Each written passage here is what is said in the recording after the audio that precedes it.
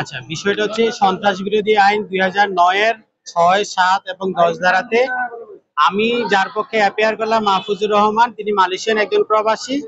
তার বিরুদ্ধে এলিগেশনটা হচ্ছে সে যেখানে বসবাস করতো, যে রেসিডেন্সিয়াল এরিয়াতে ছিল, এখানে মালয়েশিয়ান ইমিগ্রেশন পুলিশ রেড দেয়।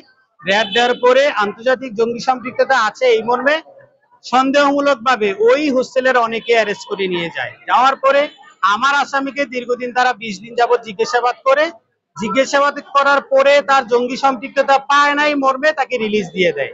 আমরা আদালতকে রিলিজ অর্ডারটাও ওখানকার দেখানোর চেষ্টা করেছি এবং সে দীর্ঘদিন যাবত ওই ঘটনার পরেও সে 1.5 মাসের মতন ওখানে কাজ করেছিল। পরবর্তীতে সে ছুটিতে টিকিট কেটে বৈধভাবে বাংলাদেশে আসে, সে গ্রামের বাড়িতে অবস্থান করছিল এবং সেই মামলাতে তাকে শোন অ্যারেস্ট দেখায় এবং আজকে আমরা 7 দিনের রিমান্ড আবেদন করেছিল রাষ্ট্রপক্ষ, আমরা তার বিরোধিতা করেছি এবং 4 দিনের রিমান্ড মঞ্জুর হয়েছে তাদেরকে অধিকতর জিজ্ঞাসাবাদ করার জন্য।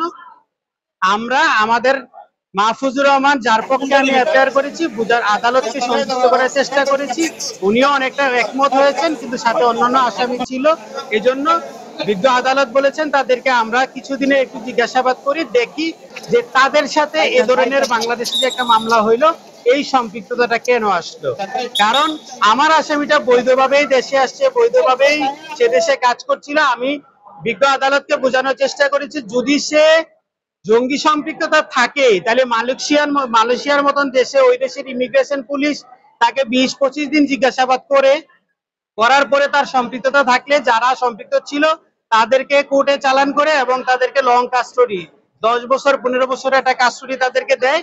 কিন্তু আমার আসামি যেহেতু নির্দোষ ছিল, ইমিগ্রেশন পুলিশের কাছেও তাদের প্রমাণ হয়েছে যে সে নির্দোষ, তার মোবাইল সিজ করা হয়েছিল, সেটাও ওনারা তদন্ত করে দেখেছেন। যার জন্য উনি বৈধভাবেই ওই দেশে কাজ করতেন এবং বৈধভাবেই দেশে আসছেন, উনি বাড়িতেই অবস্থান করতেন, সেখান থেকে এই মামলা তাকে গ্রেফতার করা হয়।